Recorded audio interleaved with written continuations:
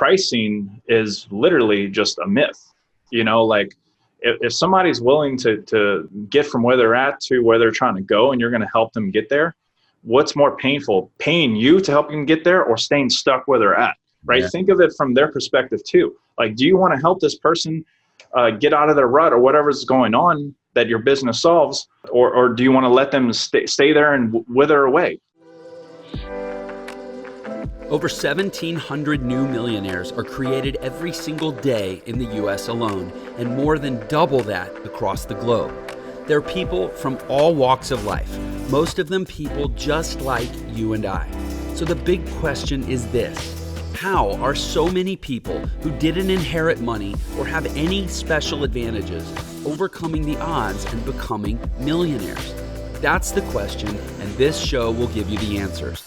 My name is Jeff Lerner, and welcome to Millionaire Secrets.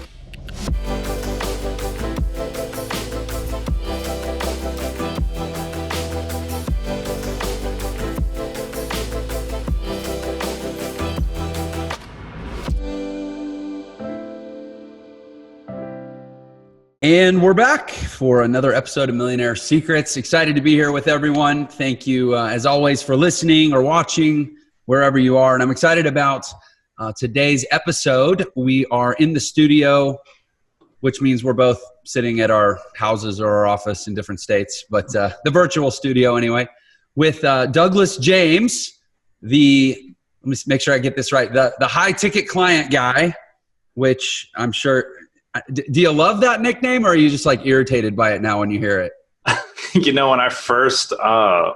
When I first started figuring out like what's my brand going to be, based off of my mission, vision, and the customers and clients I work with, that came across my desk and I was like, that's super cheesy. No. So it went at the bottom of the list. And then after I kept looking at all the other stuff and all the other names, and I was like, you know what? That one's growing on me. So it just kind of stuck ever since I heard it. And, and it's supposed to do that, right? It catches your attention. Like, that's kind of cheesy, but what's this guy all about, right? So it's a good conversation starter. Yeah. Well, and for the right person, and there's a giant ocean of people out there who they know they have great value, but the economics of their business don't work because they're not charging enough for their services. Right. And so for that person, which is, I don't know, there might be like 500 million of them in the world. I mean, that's a pretty big market of people that are struggling to make the numbers work in a business that they believe in. That's a pretty catchy thing. Like, oh, I want high ticket clients, right? Life is really hard with low ticket clients. So how do I charge more, right? I should call this guy. Exactly. Yeah. I mean, I think that, if you're in business for yourself, obviously you have a mission, and you have the ability, hopefully, to change someone's life if it's good, right? Like, so why not get paid what you're worth? Like, I'll take, a handful of $10,000 clients all day over $1,000 $39 clients I never even speak to, right? What type of value am I really giving them? So. Yeah. And I think, here's the incumbent challenge in everything you just said. And this is through my filter based on my own experience, because I have high ticket clients and I have $39 clients, right? Whatever the price is, I think the value needs to be 10 times. So when you have a $39 product, I have a $39 course, and I feel like, is it worth $390? Like, am I delivering 10 times? Yeah, I feel good about that. I mean, if I got $495 for it, I wouldn't think I ripped somebody off, right? Right. But when you have a $20,000 product and you hold yourself to that same standard, okay, am I delivering something that would reasonably be worth $200,000? Right. That's a big gap. In other words, I'm charging Hyundai prices. Would it be worth a Rolls Royce price? Mm-hmm. That's a hard question to say yes to, right? Right. And so is that what you help people say yes to that? Absolutely. Yeah. I mean, like you said, I totally agree. The value's got to be 10, 20x, whatever the price point is. And for me personally, the clients that I work with, and for, my own business model, I just love having conversations with people. I love getting deep down and dirty with whatever's going on in their business and their life and helping them get from A to B as fast as possible the right way. And the only way for me to really do that is to have that conversation, right? I think a low ticket option is a great entry point into anyone's business. I've seen it work. I've seen, you're obviously successful. My business model is just different. I like to go straight into the conversation and see how we can maximize the value opportunity for the client. And obviously the more they pay attention, right? And the more I can actually do for them. So that's how I like to approach my business. So the more they pay attention. Truer words were never spoke. The more you invest, not only the more you pay attention, but the more invested you are in the outcome. So the more likely you are to do the work. I mean, I think of all the people that hire trainers with a goal. Say, I'm going to get a trainer for 90 days and I want to drop 20 pounds or something. Right. And I guarantee you there would be a direct correlation. And if I had a personal trainer client, by the way, this is what I would tell them.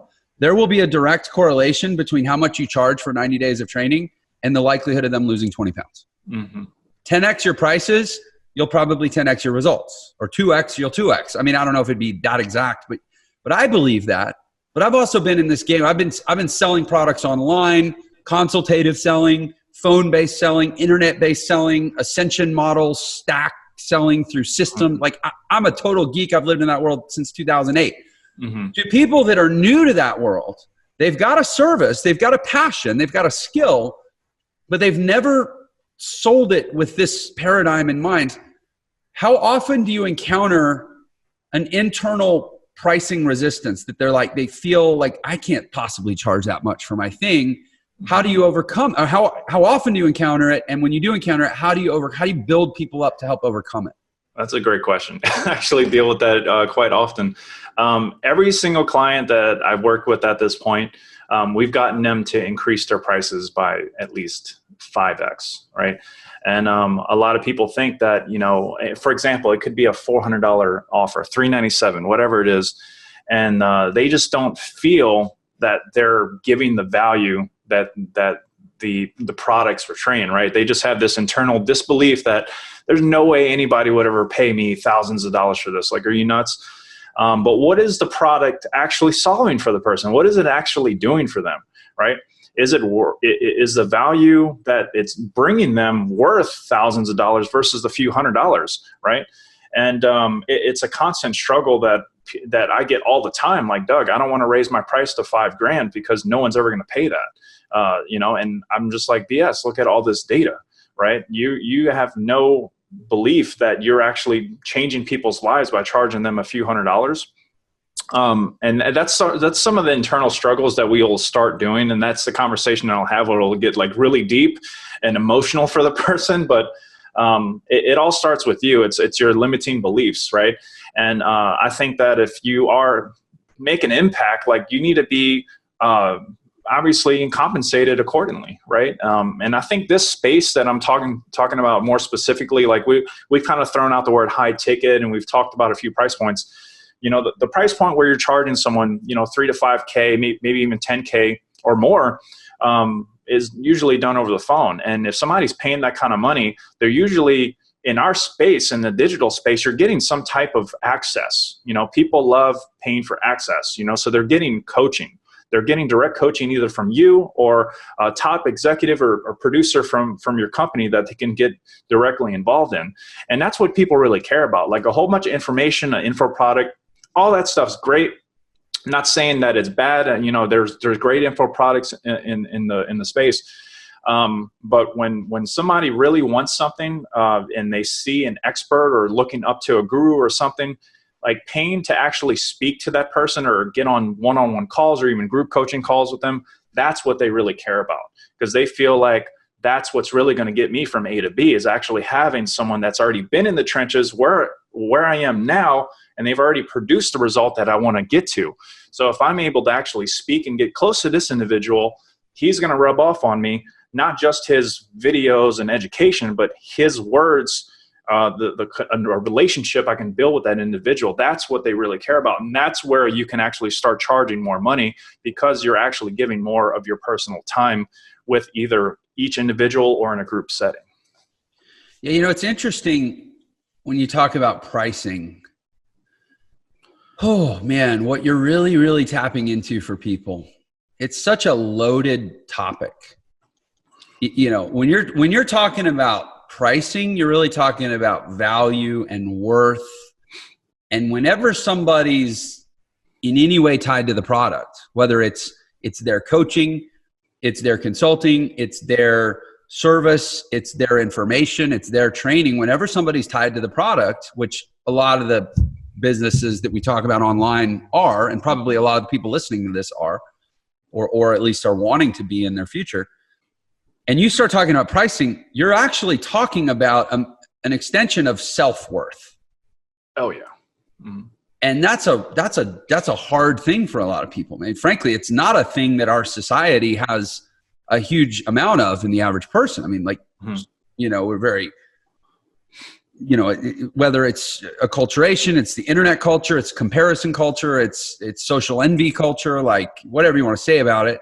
It's like most people walking around don't have super high self-belief and confidence. Mm-hmm. So then you're saying, well, listen, you have a math problem, because if you don't have high self-confidence and high self-worth and high belief and value in what you're doing, you're going to go online, and if you're any type of business, it literally doesn't matter. If you could do septic system repair, you could do internet-based coaching, you could do, you know, I teach people how to hit a baseball farther. Like, it doesn't matter. You go online, start trying to promote your thing, which is where most businesses need to go do. That's what they need to focus on now. I mean, Yellow Pages doesn't work so well, right? So go online. You've entered into a realm where everybody is basically playing the same math. If I'm in this niche and I have this type of offer, I'm going to pay this much for clicks to target this person. And if the math works, you win. And if the math doesn't work, you lose. Right. And usually the way to get the math to work is to raise your prices. So like you're taking something that's qualitative and touchy-feely and emotional and personal and based on like how you grew up and some mean comment that your dad made when you were 7 years old.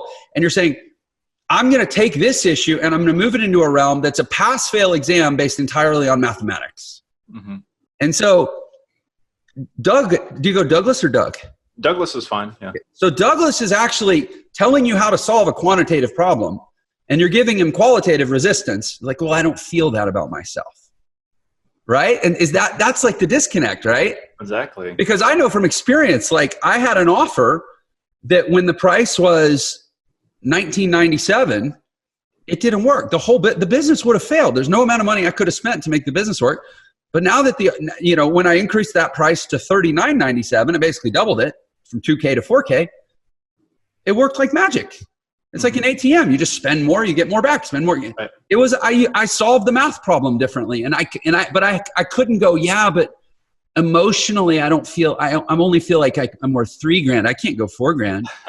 Like, great, go spend that $2,000 gap. Go spend it on therapy, or spend it on Douglas. Mm-hmm. Or spend it on, reading the entire catalog of the Oprah Book Club, or do whatever you got to do to get over that stuff so that you can actually go win the math problem and change your life.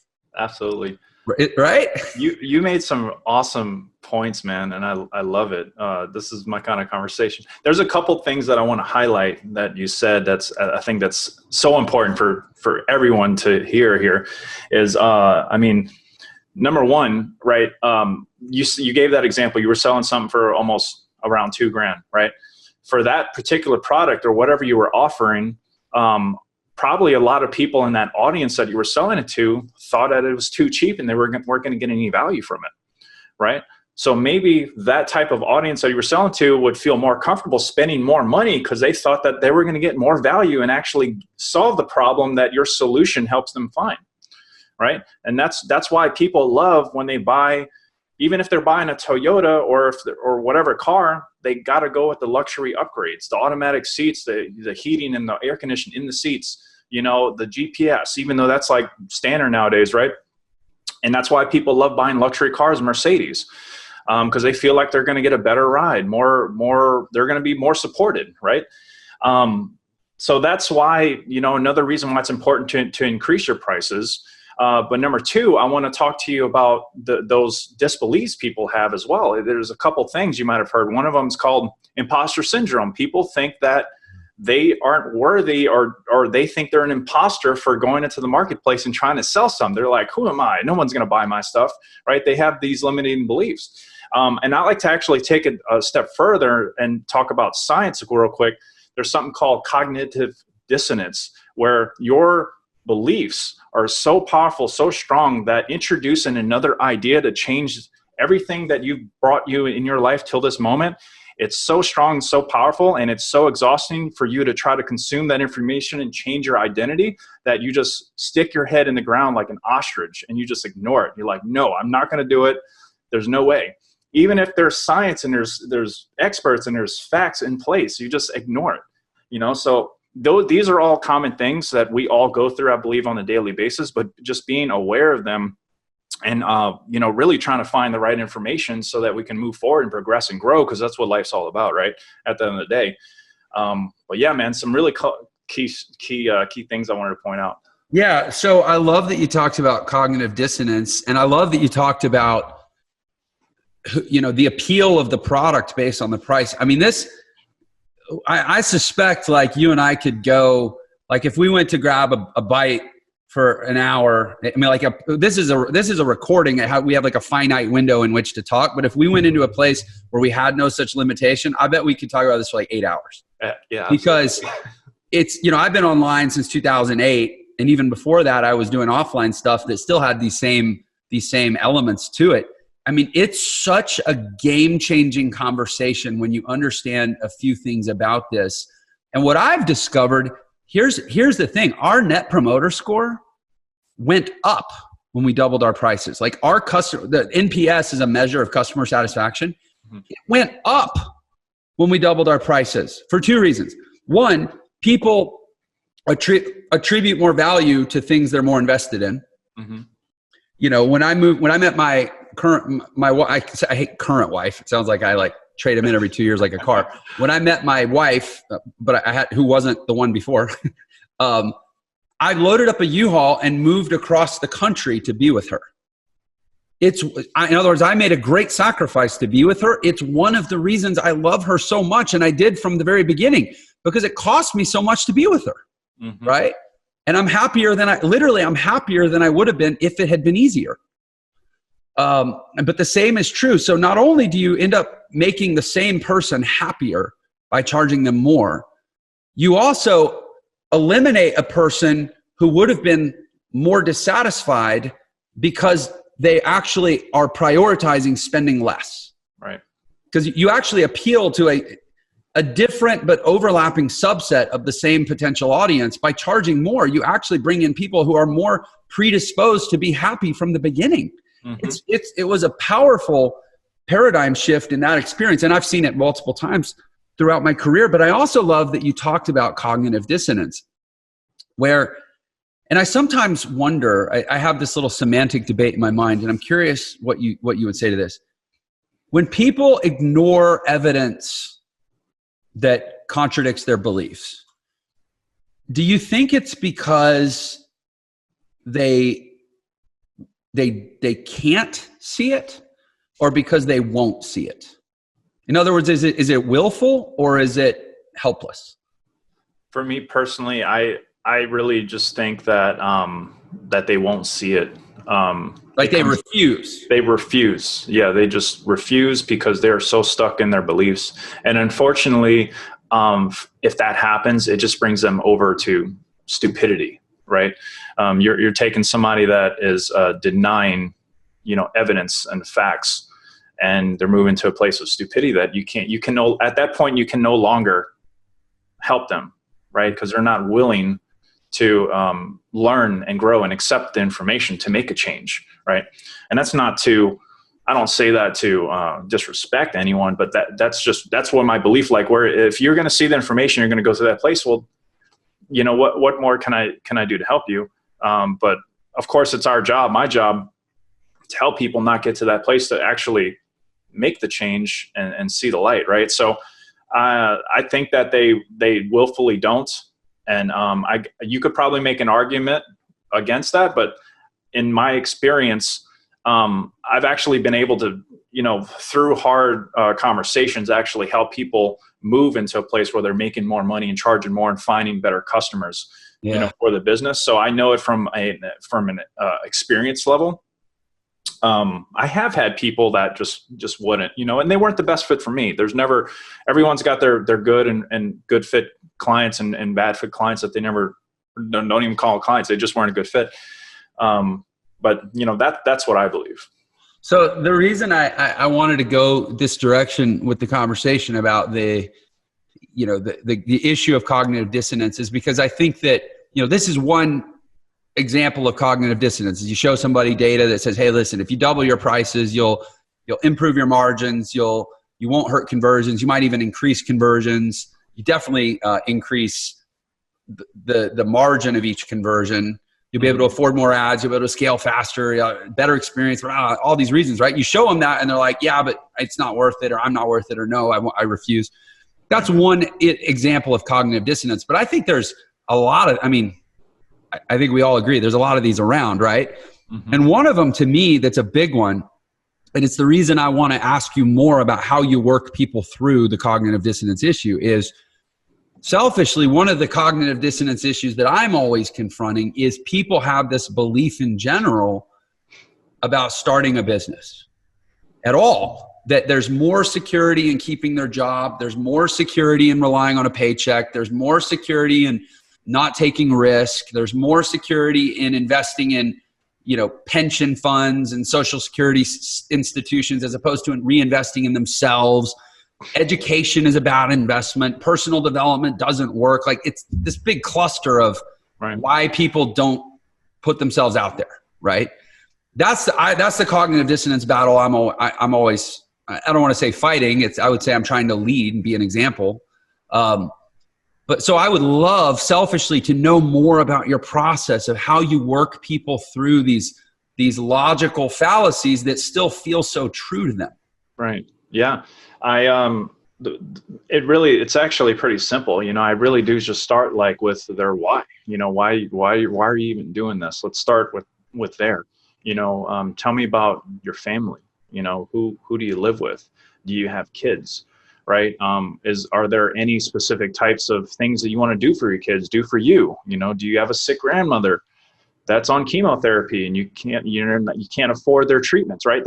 These are just examples of real stories that I've heard, unfortunately, but everyone has a why of what they're doing, right?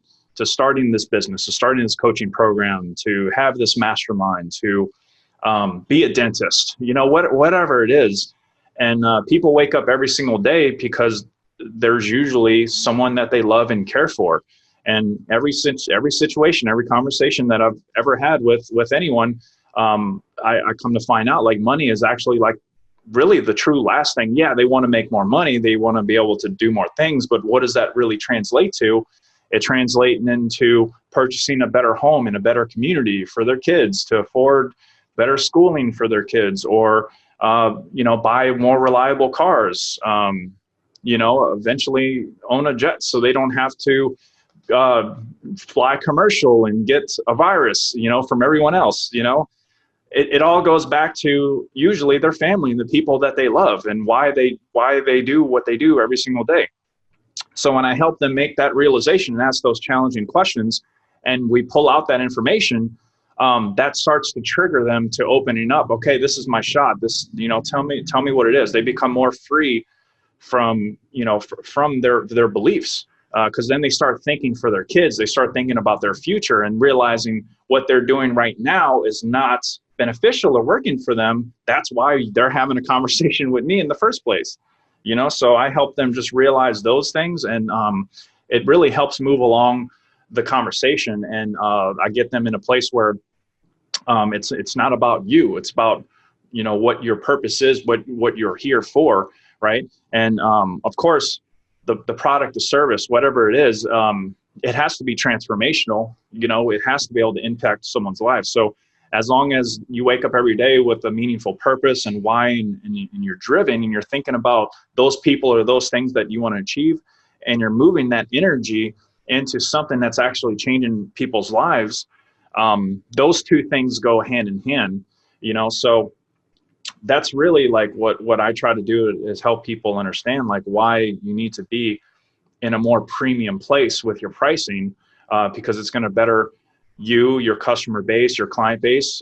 It's going to better your family. It's going to help you achieve XYZ, everything you told me.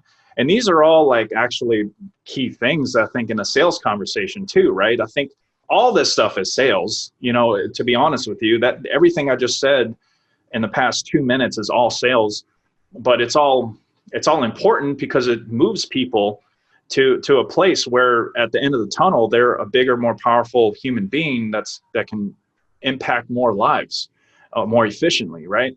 And that's what it's all about. That's all we're trying to help people do. So yeah, I love the aspect of the pricing conversation that correlates, by necessity, or at least it should correlate with the value conversation. Like, listen, if you are scared to raise your prices, what you're really saying is, and I like this because it applies not just on the internet. Mm-hmm. This applies to an attorney. This applies to a CPA. This applies to a chiropractor. This applies to a massage therapist. This applies to a babysitter, right? Yeah. If you're scared to raise your prices, it's because you haven't packed your product or service with enough value to justify an increased price. And so, I think about, for example, like we have my family, we call her a nanny, but we actually just had a conversation with her about growing into a house manager role. Mm-hmm. She started as a babysitter. And what's the transition from babysitter to nanny, from nanny to house manager? Mm-hmm. It's just value. Yeah. She's just added more value. First of all, she added the value of trust. I would say she went from babysitter to nanny when we realized we can trust her because she loves our children the way we love our children. Mm-hmm. And so we could bring her on trips. We could bring her, we could leave our kids with her overnight. There's a whole new level of value that she provides to us, the client. Essentially, she's taken babysitting and turned it into a high ticket client business with only one client, which is my family. Yeah. And she did it by stuffing it with value and trust and delivering and fulfilling and building a great reputation to the point where now we're like, she can do everything. She, whatever a house manager does, and she makes my life easy. She organizes my vitamins and puts them in the little vitamin caddy so that every day I just pour that day's vitamins into my little baggie and go to work. Like, that means she's going to the pharmacy and doing prescription refills and ordering product, on Amazon for me. She's got access to her Amazon account. And she's, and she makes a full-time living now, mm-hmm. babysitting for one family because she stuffed it with value, right? I love the pressure that higher prices put on you, the fulfiller, to just make it a better product or service. Right. Right. So then you feel good about it.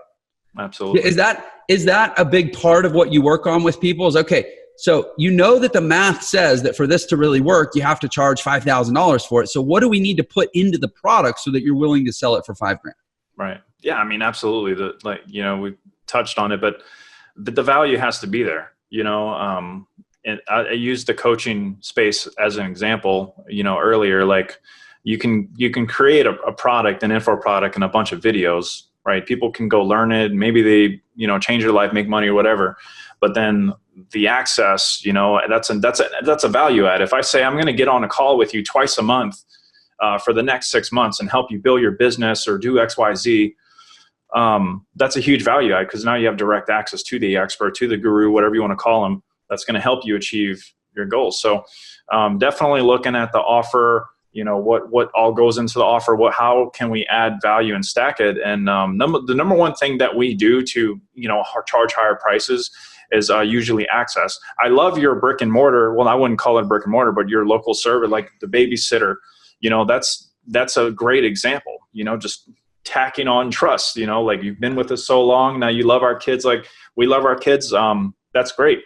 If you're in a dentist, dentists do this as well. You go to a dentist for a checkup and they're like, oh crap, you're missing a tooth back here and you got some tooth decay, one's rotting and your teeth are yellow, and now you're going to need all these services, right? You're going to need implants. So it's going to be 25 grand. Don't worry, we'll bill your insurance. So instead of going for a quick, easy cleanup that costs $100, now you're walking out, they're charging your insurance 25 grand. So, and that goes into like the value ladder, and, offering one little thing and going to the next thing, how can you build up, and eventually at the top, you can potentially be charging the client, tens of thousands of dollars. So, those are all things. The value ladder is one of the things we go through, on how we can actually increase I can actually hear my daughter in the back. Can you hear that? Very faintly, but that's why I have 4 kids. I love kids. So that's wonderful. We won't even edit that out. Yeah, leave that in there. My wife's taking care of it. And we got a nanny too, so we're cool. Good. So I want to, first of all, I love this conversation. Just like, I hope people, when they're hearing us talk, they may think, oh, this is like 2 nerds talking about nerdy stuff. It's not, man. This is the superpower. Mm-hmm. When you understand pricing and value and delivery, and it's like Jim Rohn said, don't wish you were easy or wish you were better. Don't wish your prices could be sold for less. Wish your value was such that they inevitably should be sold for more, right? Like when you get that this is it, this is the superpower that unlocks infinite scalability in your business. Yeah. Yeah. Because it makes all the math work. Yeah, absolutely. I love what you just said. And I just wanted to, I don't mean to cut you off there, but I read a book by Zig Ziglar. It was written in like 1962. I think it was called Zig Ziglar's Sales Secret. I forget the name of it. But this was one of the first books that I read back in late 2014 when I was really just starting to learn about like internet marketing. Mm-hmm. And in that book, he said, you can have all you want in life as long as you're willing to help other people get what they want. Right.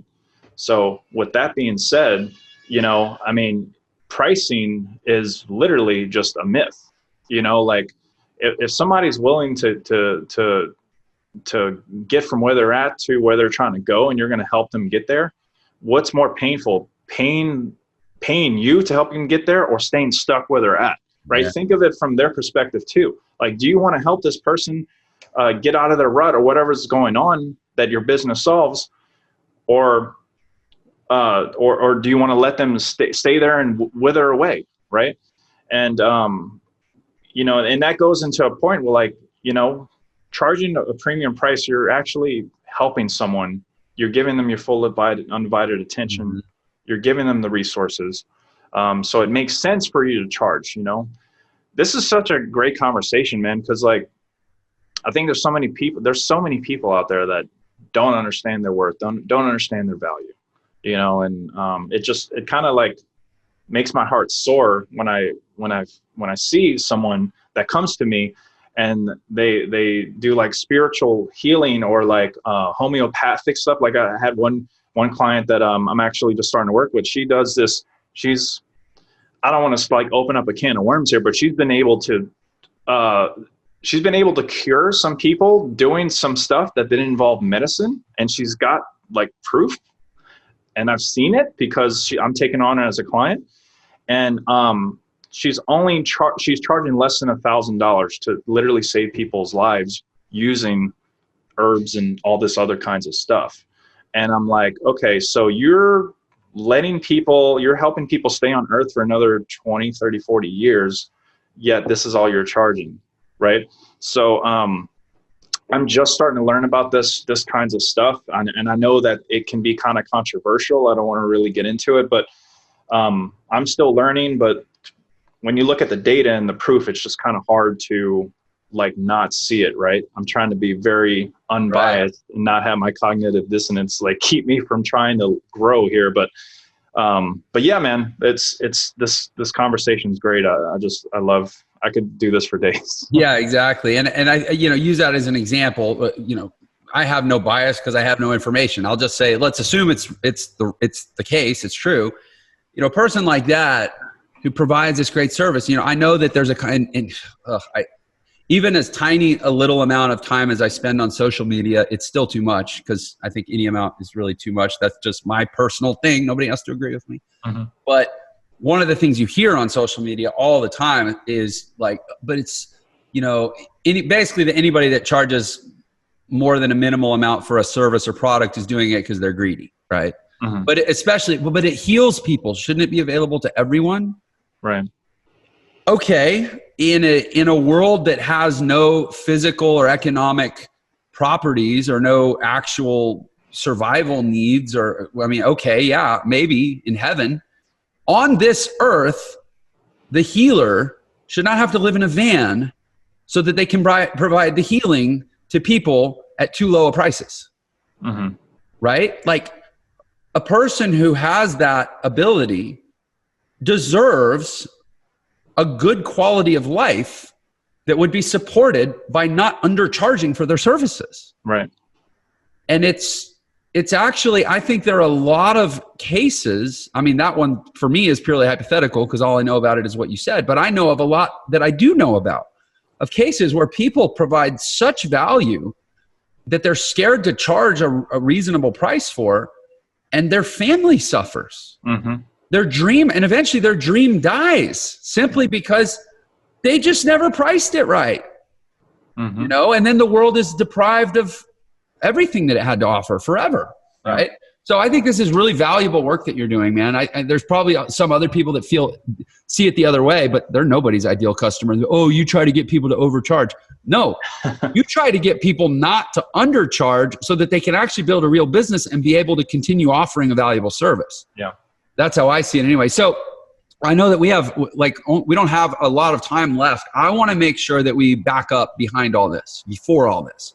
You mentioned 2014 is when you started getting into this world.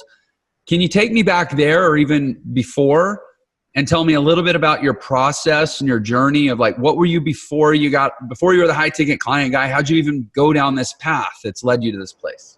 Yeah, man. It's been an awesome journey, you know. So I actually served, I'm from New Orleans, Louisiana. And from there, I enlisted into the Navy, you know, so I was in the Navy for 10 years, actually up until January of 19. So I've actually been doing this stuff I did most of it during my naval career, which is, you know, active duty. So, but I was fortunate enough to land here in San Diego on shore duty in 2014. And that's when I kind of, like, just being in this, you know, entrepreneur bubble, meeting people. You know, my first side gig, actually, where I realized, like, I can make money outside of the military, was I was actually working at a club and doing VIP service on the weekends. But I would probably say my passion and drive for, like, all this stuff now, it started when in early 2015 is when I went on a deployment. Actually, for 6-7 months, I was on the USNS Mercy out of here in San Diego, and we went on this humanitarian mission. It was peacetime, you know, so we stopped at a bunch of islands, Papua New Guinea, Fiji, the Philippines, Guam. And all we did was rendered free medical care to people. And we were able to build schools and hospitals and do really awesome stuff like that. And I wanted to be out there, you know, as much as possible with the community and see the culture and everything. And the easiest way for me to do that was to volunteer. I was a hospital corpsman. So the easiest way for me to volunteer and do that was they had the CB battalion. The CBs are pretty much in charge for, you know, all construction, any buildings or anything that need to be built, courses, whatever, you know, basketball court, whatever, they would do it. So I would go out with the battalion of CBs and be one of the corpsmen that would, you know, render medical care if they got injured, put a nail through their thumb, whatever. And that got me a lot of exposure. And I was able to see, like, how people were living and out there. I mean, it's completely third world, like Papua New Guinea. I mean, look it up. Like, they don't really have, like, building structures. They don't have traditional homes. You know, they have, like, little tiki huts made out of straw. They still have, like, they don't have shoes. They barely have clothes. You know, it's just a different world over there. And they don't have all the modern technologies that we get to enjoy every single day. And that really opened my eyes, you know, to the world. I did get to spend some time in Italy in 2012. I was stationed there as well, and I saw a lot of culture in Europe, but this was completely different for me. And then, you know, we went there, we did a whole bunch of medical care, built some schools, the same thing in Philippines. And I just remember like the last day, it was our last stop before we went to Hawaii, and we were pretty much coming home. It's like, we just got done building this entire school. I remember, you know, leaving the ship, and we had like all these crayons, all these coloring books, all this literature to give to all these kids, basketballs, soccer balls. And we got to the school, and we had this big ceremony. Getting chills thinking about it. We had this big ceremony, and they had like 300-400 little girls and boys, 3, 4, 5, 6 years old, that just came running to us and just said thank you. They were hugging our leg. It was just so. It was probably the number one thing that I've ever done in my life at this point, where I just felt so fulfilled, like I'm actually making like a serious impact on the world. And at that point, you know, how do I keep this thing going? You know, I came back from the deployment. At that point, I realized I've done all I can do in the military. I need to find something of my own, and I need to put my energy into it and build it and help and impact other people. And then come back and, you know, give with my time, give with my money, make more money so I can give to charities and do awesome stuff like this, but do it on my time, because, you know, the military is a blessing. It takes people that are in distressed families. And, you know, I didn't have like the best upbringing. For me, like the military was like, go to college, you know, stop going out to bars, doing drugs and drinking and going out with women and whatever. Stop that, get out of my house, or go to college or go to the military. I was a horrible student, like a 1.9. I barely made it out of high school. So the military was the only option that I could see. And it's great, but military is great, but it restricts your liberties a lot. And it's something that a lot of military people don't talk about too much, but there's massive amounts of sacrifice. Like if your number comes up and it's time for you to ship out, you're going. Like that's just the way it is, you know. And if you refuse, you know, could be consequences, and it could be bad, right? I'm not going to get into that, but fortunately for something like that, when my number came up, it wasn't bullets flying over my head. It was me going to help children and help medical care and do amazing things like that. Although we need the people with the bullets flying over the head, that's necessary to protect our freedoms, right? So I was just very fortunate, you know, not to be in that, you know, so my heart goes out to the people that are. But when I got back and I eventually found internet marketing, and I realized businesses need customers, businesses need clients. How do those clients and customers get to these businesses? Oh, they go on Google and they search carpet cleaning company near me, closest restaurant, San Diego. They make these searches. So I got into small business marketing, ran Google ads, Facebook ads, generated leads for these small businesses. And that's kind of how I got my feet in the door of marketing. Then I started coaching people on how to do that. I've actually helped over 500 military veterans transition from the military, start their own marketing agency. I've helped thousands of other people as well do the same. You know, and now I've really, because of that, because I've been able to build a successful coaching business, helping military veterans and pretty much the general public, it's gotten the attention of a lot of other people that have coaching products, high ticket offers, masterminds, you know, you name it. And I've pretty much just been able to coach and train these other experts how to run paid ads and how to send them into a funnel, into a system that generates calls on your calendar, and how to have that conversation over the phone so that your customers feel comfortable letting you charge their credit card for thousands or $10,000s of dollars. And that's pretty much my business model in a nutshell. You know, that's what I'm really known for as the high ticket client guy, is transitioning pretty much a click into a high ticket paid customer. So, well, it's like I say, I mean, I've said my opinion about it. It's cheat code, or I don't really like, it's the decoder. It's the code. It's just the code. It's the code that unlocks the real potential of digital marketing, is getting pricing and value right. It's just getting the economics right. So it's a hugely valuable service. I know that we both have a commitment that's bearing down on us. So I'll get right to asking you, how can people that want to learn more, either just about you personally, follow your world, be a part of your life, and specifically also understand how to unlock this value that we're talking about in their business, how do they find you, where, and what should they come looking for? Yeah, I'd say if you just want to learn more about me, not to be salesy, just go to, thedouglasjames.com, douglasjames.com. That's my main website, my story, media, testimonials, that kind of stuff. If you really are serious about maybe reaching out, you can reach out to me on that website. But if you want to go to douglasjamesmarketing.com, there you'll be given 3 options based off of whatever your situation is, so you can choose. And, we would love to have a conversation with you. Cool. I'm looking at both your sites right now. They look great.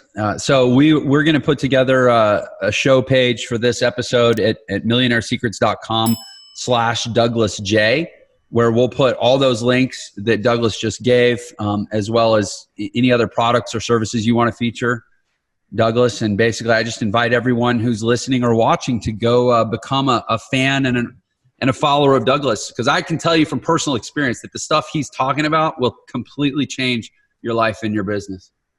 Absolutely. Douglas, thanks for being on Millionaire Secrets, man. Jeff, it's been a thrill, man. Thank you so much. Of course. Take care.